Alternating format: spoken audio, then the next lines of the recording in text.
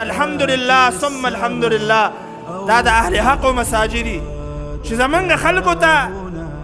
خلکو ته دعوتي بلکې زمونږ چا خبره مرئ زمونږ چې شجر خلک راځئ منځونه کوئ په دې خپله طریقه باندې کوئ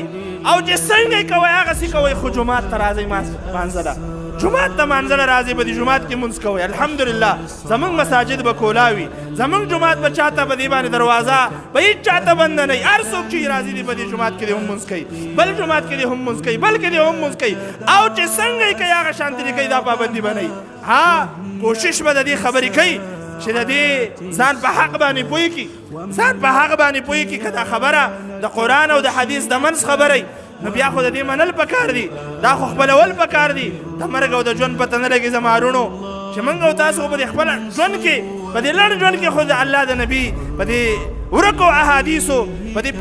پرېښودل شوو طریقو باندې خو لږ شانې عمل وکړو که نه پکار دا ده چې دا موږ خپلې کړو د دې د وجې نه نصیحت مې دا دی انشاءالله په دې مسجد کې به هېڅ چاته پابندي نه وي